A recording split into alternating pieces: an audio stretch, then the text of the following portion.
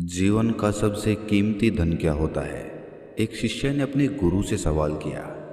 गुरु ने इसका उत्तर देते हुए जवाब दिया कि चाहे मेरे पास पैसे ना हो, चाहे रहने के लिए छत भी ना हो, चाहे कोई सुख सुविधाएं ना हो, लेकिन अगर मेरा शरीर स्वस्थ है तो मैं दुनिया का सबसे धनवान आदमी हूँ। शिष्य ने पूछा कि गुरुदेव, आपकी उम्र 100 साल को पार कर चुकी है और फिर भी आप इतने स्वस्थ हैं।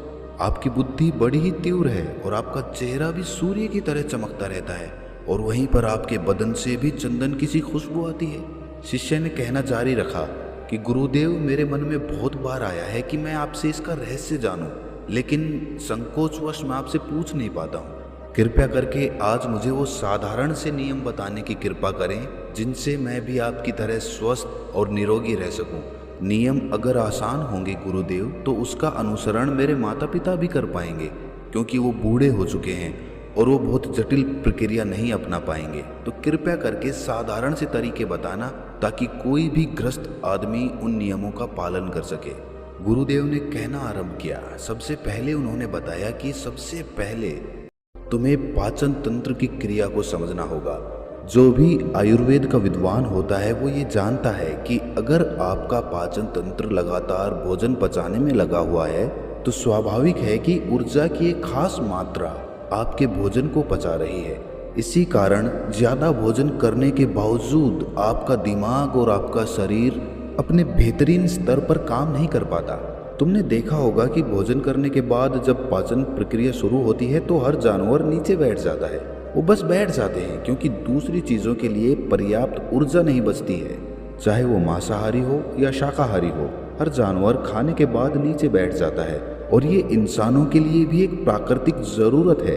खाने के बाद वो बैठ जाना चाहते हैं क्योंकि दूसरी चीज़ों के लिए पर्याप्त ऊर्जा नहीं होती। अगर आप अपनी पूरी क्षमता का इस्तेमाल करना चाहते हैं तो आप अपने शरीर को ऐसा बनाकर रखिए कि आप जो भी खाएं, कुछ भी खाएं, तो 1.5 से 2 घंटे के अंदर आपका पेट खाली हो जाना चाहिए। पेट खाली होने का मतलब है पेट की थैली खाली होना, यानी कि जब भोजन आंत के दूसरे भागों में चला जाता है तब पेट खाली हो जाता है, क्योंकि आंत में प्रक्रिया बिल्कुल अलग होती है। वो पाचन नहीं होता है, वो ऊर्जा को ग्रहण करती है। आंतों द्वारा इस ऊर्जा को ग्रहण करने के लिए ज़्यादा ऊर्जा नहीं लगती है, ऊर्जा लगती है पाचन क्रिया में। जब खाना पेट की थैली में मौजूद हो तो बेहतर है कि आप अपनी गतिविधि को कम कर लें। अब अगर सोचिए, सारा दिन आपके पेट में खाना मौजूद रहेगा तो आप अपने जीवन की पूरी क्षमता कम कर लेंगे। आप खुद देखिए कि जब आपके पेट में खाना मौजूद होता है तब शरीर कैसा महसूस करता है और जब पेट खाली होता है तब शरीर कैसा महसूस करता है। आप खुद पाएंगे कि आपका शरीर और आपका दिमाग तब बेहतरीन रूप से काम करता है जब आपका पेट खाली होता है। इसका एक पहलू और है। देखिए, हम सब जानते हैं कि हमारा शरीर हर समय नई कोशिकाएं बनाता रहता है और पुरानी कोशिकाएं खत्म करता रहता है, जिससे हमारे शरीर का शुद्धिकरण होता रहता है। लेकिन जब भोजन हमारे पेट में होता है, यानी कि हमारा पेट जब खाली नहीं होता, तो ये शुद्धिकरण 80% कम हो जाता है। वो सारी गंदगी जो शरीर से अपने आप बाहर निकलती थी, अब वो निकलनी बंद हो जाएगी, जो कुछ समय बाद आपके लिए तरह तरह की समस्याएं पैदा करेंगी। देखिए, योग में पेट का हमेशा साफ रहना बहुत ही महत्वपूर्ण होता है। किसी भी पारंपरिक प्रणाली में अगर आप देखेंगे तो आप पाएंगे कि जब भी आप किसी आयुर्वेदिक डॉक्टर या किसी वैद्य के पास जाते हैं तो सबसे पहले वो आपके पेट की सफाई करते हैं, क्योंकि वो जानते हैं कि आपकी ज़्यादातर प्रॉब्लम्स पेट साफ ना होने की वजह से ही है। सिर्फ एक दिन के लिए अपने पेट को पूरी तरह से साफ करने के बाद महसूस करें कि आपको कैसा महसूस होता है। आप अपने अंदर बहुत हल्का और सुंदर महसूस करेंगे। हर दिन आपको इसी तरह महसूस होना चाहिए। आमतौर पर पारंपरिक रूप से घी को पहले निवाले के रूप में खाया जाता है। घी एक चिकनाई वाला पदार्थ है जो पूरी आहार नली को चिकनाई देता है। आपको सबसे पहले इसे ही खाना चाहिए ताकि ये भोजन के प्रवाह को आसान बना दे। जब आप बहुत मसालेदार भोजन खाते हैं तो उसे खाने से पहले आपके भोजन मार्ग पर घी की परत चढ़ाना बहुत अच्छा होता है। घी का महत्व ये है कि ये आहार नली को साफ रखता है। तो जो व्यक्ति घी का उचित तरीके से सेवन करता है उसका पेट हमेशा साफ रहेगा, क्योंकि वहाँ कुछ नहीं चिपकता, वहाँ कुछ भी लंबे समय तक ठहर ही नहीं सकता। पेट का कैंसर, आंत का कैंसर आजकल ये बहुत ज़्यादा हो रहा है तो अगर आप एक निश्चित मात्रा में घी का सेवन करते हैं तो ये घटना बहुत कम हो जाती है, लेकिन उसके लिए घी सही गुणवत्ता का होना चाहिए। तरीके से गाय या भैंस के दूध से बनाया जाए। अगर घी को उचित तरीके से गाय या भैंस के दूध से बनाया जाए तो इसके कई महत्वपूर्ण फायदे होते हैं। शिष्य ने सवाल पूछा कि गुरुदेव, पाचन क्रिया तो मैं कुछ कुछ समझ गया हूँ, लेकिन आप ये बताएं कि आपकी तरह सूर्य जैसा तेज पाने के लिए, चमकता हुआ चेहरा प्राप्त करने के लिए क्या प्रक्रिया अपनानी चाहिए।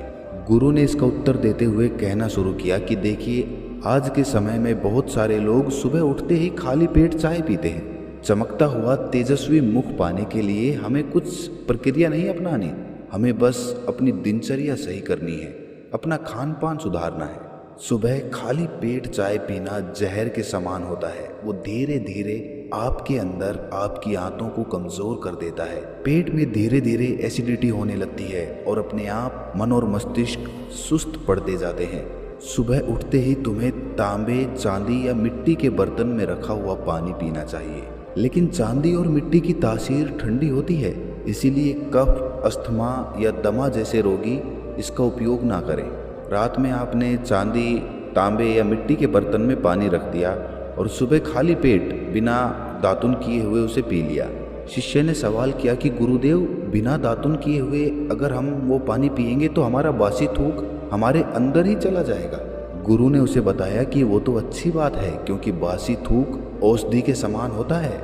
गुरु ने चेतावनी दी कि देखिए, जिन लोगों को अल्सर, टीबी या निमोनिया है, उन्हें खाली पेट पानी नहीं पीना है। तांबे के बर्तन में रात में रखे हुए पानी में उसके संस्कार मिल जाते हैं, तांबे के गुण उस पानी में आ जाते हैं और वो तांबा हमारे शरीर में जाकर बहुत से लाभकारी फायदे करता है। गुरु ने चेतावनी दी कि अगर मजबूरी ना हो तो प्लास्टिक की बोतल में कभी पानी मत पीना, क्योंकि प्लास्टिक की एक ऐसी संरचना होती है, जब वो गर्म तापमान पर आता है तो प्लास्टिक धीरे धीरे पिघलना शुरू हो जाता है, और जब वो बहुत बारीक स्तर पे पिघलता है तो उसके कण उस पानी में मिल जाते हैं, जो हमारे शरीर में जाकर कैंसर का कारण बन सकते हैं। देखिए, ये पानी पीने के बाद, अपना पेट अच्छे से खाली करने के बाद आप आंवला और सब्जियों का रस पी सकते हैं। हाँ, पीने में कुछ लोगों को थोड़ा कड़वा लग सकता है, लेकिन जहाँ पर शरीर को इतने सारे फायदे हो रहे हों वहाँ पर थोड़ा कड़वापन तो बर्दाश्त किया जा सकता है। गुरु ने बताया कि ये भी सच्चाई है कि हर दिन एक जैसा खाना नहीं खाया जा सकता, तो जिस दिन तुम आंवला और सब्जियों का जूस ना पी सको, रस ना पी सको, उस दिन आपको दही खाना चाहिए। दही बहुत ही बेहतरीन आयुर्वेदिक औषधि के रूप में इस्तेमाल हो सकता है।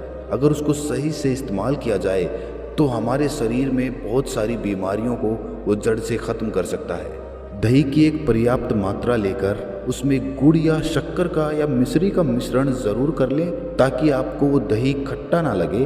अगर दही में गुड़ मिलाते हैं तो गुड़ बहुत ज़्यादा नया नहीं होना चाहिए। गुड़ जितना ज़्यादा पुराना होगा उतना ही लाभकारी होगा। और दही को थोड़ा पतला कर लें, थोड़ा पानी डाल लें, फिर चम्मच से आप उसे ऊपर नीचे करेंगे तो वो पतला हो जाएगा। पतला होने के बाद वो आसानी से हमारे शरीर में जा सकता है और उसको पचने में भी ज़्यादा ऊर्जा शरीर को नहीं लगानी पड़ती। आयुर्वेद के गणित के हिसाब से अगर आप सुबह इन प्रक्रियाओं का पालन करते हैं तो आपके चेहरे का ओज बढ़ने लगेगा, उस पर चमक आने लगेगी, आप ओजस्वी नजर आओगे। जल्द ही लोग आपको बोलना शुरू कर देंगे कि भाई आपकी उम्र इतनी ज़्यादा हो गई लेकिन आप लगते नहीं हो इतने उम्र के। सन्यासियों और ऋषि मुनियों जैसा तेज पाने के लिए ध्यान और आयुर्वेद के नियम के हिसाब से खान पान, ये दो चीज़ें सबसे ज़्यादा ज़रूरी होती हैं। अगर ग्रस्त आदमी भी इन नियमों का पालन करता है तो वो भी सन्यासियों जैसा ओजस्वी और तेजस्वी हो सकता है। शिष्य ने आखिरी प्रश्न किया कि गुरुदेव, मुझे ये दो नियम तो अच्छे से समझ में आ गए हैं। पहला नियम, अपने पेट को खाली रखेंगे तो हर बीमारी से मुक्त रहेंगे। दूसरा नियम कि हम अपने चेहरे पर ओज और तेज कैसे प्रकट कर सकते हैं। बस एक आखिरी समस्या का समाधान और करवाना है। मैं आपसे पूछना चाहता हूं कि जैसे जैसे आदमी की उम्र बढ़ती है तो उसके आंखों की और उसकी दिमाग की क्षमता कम होती जाती है, तो उस क्षमता को बरकरार बनाए रखने के लिए किन नियमों का पालन करें या फिर क्या खान पान अपने दैनिक जीवन में अपनाएं। गुरु ने खुद की तरफ इशारा करते हुए कहा कि जैसे जैसे उम्र बढ़ेगी वैसे वैसे बुद्धिमान होते जाओगे। Hi friends, I am Arvind Sood, numerology and Vastu coach. I am going to conduct free 2 days live. बस मैं जो नियम बता रहा हूँ उनको ध्यान से सुन लो। सुन लोगे तो सारी समस्याएं हल हो जाएंगी। सबसे पहले सफेद कद्दू के औषधीय गुणों के बारे में जानो। आयुर्वेद के गणित के हिसाब से सफेद कद्दू का जूस कैंसर को मिटाता है और साथ ही दिमाग की तीक्ष्णता को बढ़ाता है। तीक्ष्णता यानी कि तेज, बारीक बुद्धि। लेकिन ये समझ लेना कि सफ़ेद कद्दू का जूस ठंडा होता है, इसीलिए अस्थमा और जिनको सर्दी जल्दी पकड़ लेती हो ऐसे लोगों को सफ़ेद कद्दू के जूस का सेवन नहीं करना है। दिमाग और आंखों को तेज करने के लिए जो अगला नुस्खा मैं बता रहा हूँ वो हर कोई कर सकता है, बल्कि हर किसी को करना चाहिए। 5 देसी बादाम की गिरी, जो छोटी वाली होती है क्योंकि वही देसी होती है। बड़ी वाली में इतने गुण नहीं होते हैं जितना छोटी वाली गिरी में होते हैं।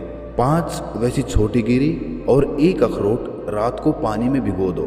सुबह उनके छिलके उतारो और उन्हें किसी पत्थर के खरल में, याद रखना पत्थर का खरल, किसी ऐसे वैसे बर्तन में नहीं, क्योंकि इससे उसकी गुणवत्ता खत्म हो जाती है। उस पत्थर में ये डालने के बाद उसे मथना शुरू करो।